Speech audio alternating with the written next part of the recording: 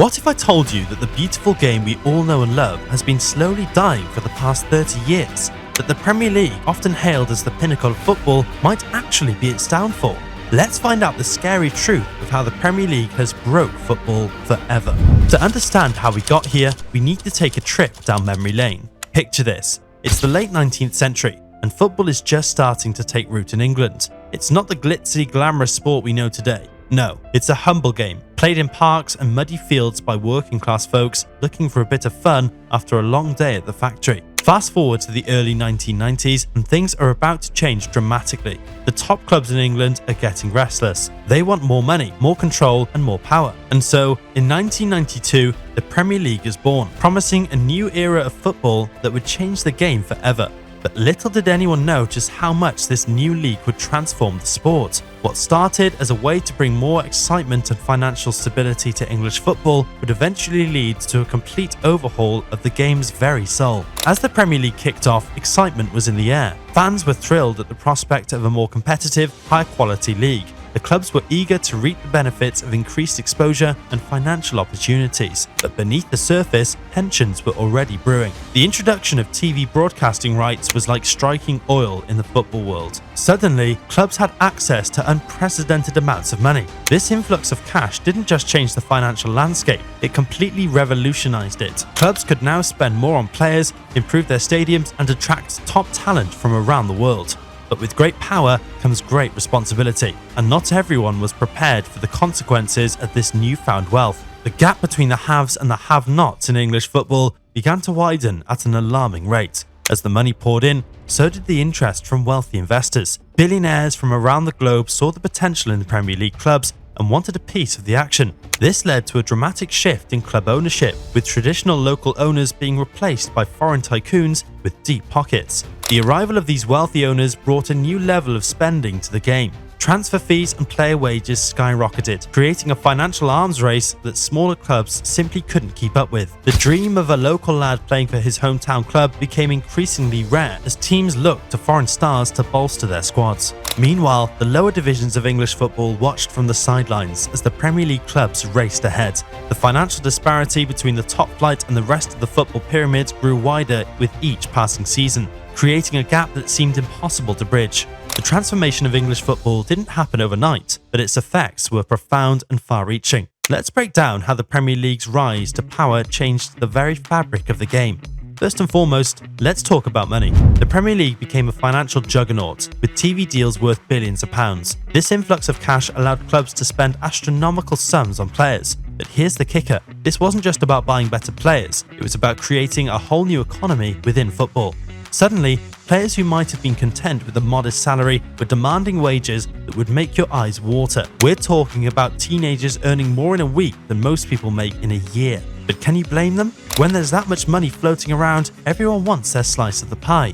But it wasn't just the players getting rich. Agents, those behind-the-scenes deal makers, saw their influence skyrocket. They became power brokers, often calling the shots in transfer negotiations and contract renewals. Clubs found themselves at the mercy of these smooth-talking middlemen, who could make or break a deal with a single phone call. Now, you might be thinking, but isn't all this money good for the game? Well, not necessarily. You see, as the Premier League clubs got richer, the gap between them and the rest of English football grew wider.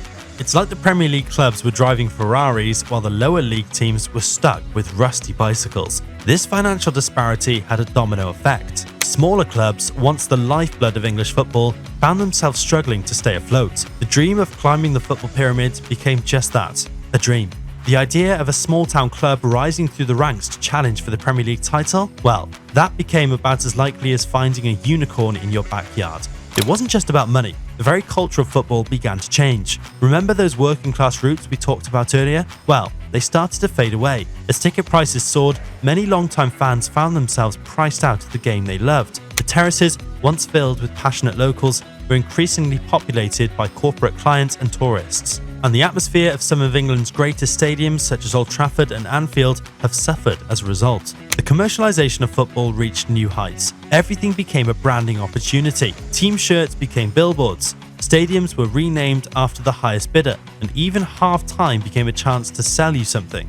Football wasn't just a sport anymore, it was a product to be packaged and sold to the highest bidder. The shift had a profound impact on the game itself. The pressure to succeed, justify those massive transfer fees and enormous wages became immense. Managers found themselves on a merry-go-round, hired and fired at a dizzying pace. The idea of building a team over time, of nurturing young talent, took a backseat to the demand for instant results. Speaking of young talent, the influx of foreign stars had an unintended consequence. As clubs looked abroad for the next big thing, homegrown players found it harder to break through. The England national team felt the effects, with fewer top-quality players to choose from. The pipeline of local talent, once a source of pride for English football, began to dry up. But perhaps the most significant change was in the competitive balance of the league itself. As the money flowed in, a select group of clubs emerged as the dominant force in English football. The Big Six, Manchester City, Liverpool, Chelsea, Arsenal, Tottenham and Manchester United, created a league within a league. Their financial muscle made it nearly impossible for other teams to challenge for the title. This lack of competitiveness had a knock-on effect on one of English football's most beloved traditions, the FA Cup. Once a tournament where David could truly hope to slay Goliath, the magic of the cup began to fade. The financial gap between Premier League clubs and lower league teams made many upsets increasingly rare. The romance of the cup, that sense that anything could happen, was slowly but surely being eroded. As if all this wasn't enough, the Premier League's success inspired some clubs to dream even bigger. In 2021, we saw the ill-fated attempt to create a European Super League. This audacious plan, driven by some of the wealthiest clubs in Europe, threatened to tear the very fabric of football apart. While it ultimately failed, it exposed the deep-seated issues within the game and the growing disconnect between clubs and their fans. The Premier League has indeed changed football forever, but as we'll see, the consequence of this transformation would be far-reaching and long-lasting. The immediate aftermath of the Premier League's rise to power was a mix of excitement and concern. Fans were thrilled by the influx of world-class talent and the improved quality of play, but there was also a growing unease about the direction the game was taking. One of the most noticeable changes was in the stadiums themselves. Gone were the old-school terraces, replaced by all-seater stadiums that were safer but arguably less atmospheric. It wasn't just the match-day experience that was changing. The very demographics of football fans began to shift. As ticket prices rose, many working-class fans found themselves priced out of the game. Their places were often taken by a new breed of football consumer, wealthier, often from out of town, and sometimes more interested in the spectacle than the sport itself. This shift in fan culture didn't go unnoticed. Supporter groups began to voice their concerns about the commercialization of the game. They worried that the soul of football was being sold to the highest bidder, but their protests often fell on deaf ears as clubs chased ever-increasing revenues. On the pitch, the impact was equally profound. The influx of foreign players brought new styles and tactics to English football. The physicality that had long been a hallmark of the English game began to give way to a more technical, possession-based approach. This was exciting for many fans, but others mourned the loss of what they saw as the traditional English style of play. For players, the stakes were equally high. The massive wages on offer meant that competition for places was fiercer than ever. Young players in particular felt the pressure. Many found themselves loaned out to lower league clubs, their development stunned as teams opted for experienced and expensive foreign imports. Off the pitch, the business of football became increasingly complex. Financial fair play rules were introduced in an attempt to curb excessive spending, but clubs found creative ways to circumvent these regulations. As the Premier League's global popularity grew, so did concerns about its impact on the rest of English football. Lower league clubs, already struggling to compete financially, found it increasingly difficult to hold on to their best young players. The Premier League's riches created a gravitational pull that was hard to resist. The long-term repercussions of the Premier League's transformation of English football are still unfolding, but some trends are already clear. The financial disparities that emerged in the early years of the Premier League have only grown more pronounced over time. Clubs relegated from the top flight often find themselves in financial freefall, struggling to adjust to life without the Premier League's riches. This financial instability has led to a worrying trend of clubs going into administration, even going out of business entirely. Historic clubs with deep roots in their local communities have found themselves on the brink of extinction, all because they couldn't keep up with the financial arms race at the top of the game. Younger fans are often opting to support the flashy Premier League team rather than their local club. The commercialization of football has continued apace. Clubs are now global brands, with fan bases that span continents. While this has brought new revenue streams, it has also led to a disconnect between clubs and their local communities. The idea of a football club as a focal point of community life has been eroded. The pressure for instant success has led to a short-term mentality in many clubs. Long-term planning and sustainable growth have often been sacrificed in the pursuit of immediate results. This has created a volatile environment where stability is rare and long-term success even rarer.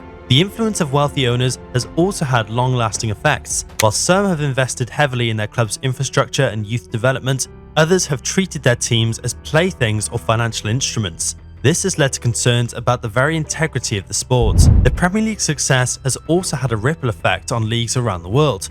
Many have tried to emulate this model, with mixed results. This has led to a concentration of wealth and talent in a handful of top European leagues, potentially damaging the competitive balance of football on a global scale. Environmental concerns have also come to the fore. The globalization of the Premier League has led to increased travel, both for teams and fans. This, coupled with the energy-intensive nature of modern stadiums, has raised questions about the sport's carbon footprint. The rise of streaming and digital platforms has created new challenges and opportunities. While it has allowed the Premier League to reach a global audience, it has also led to concerns about piracy and the future of traditional broadcasting models. The COVID-19 pandemic exposed the financial fragility of many clubs. Even in the wealthy Premier League, it highlighted the need for more sustainable financial models and raised questions about the long-term viability of the current system. Looking ahead, the challenges facing football are numerous. How can the sport balance its commercial success with its responsibilities to fans and local communities? Can the financial disparities within the game be addressed without stifling competition? And how can football adapt to a changing world while still maintaining its core appeal? These are questions that will shape the future of the sport. The Premier League has undoubtedly transformed football. The game is still evolving. Whether these changes will ultimately be for better or worse remains to be seen. As fans, players, and administrators grapple with these issues, one thing is clear. The beautiful game is at a crossroads. The decisions made in the coming years will shape football for generations to come. But the beautiful game is always evolving, always surprising us. Speaking of surprises, have you ever wondered why Liverpool might be the Premier League champions in 2025? Click the video on the screen to find out.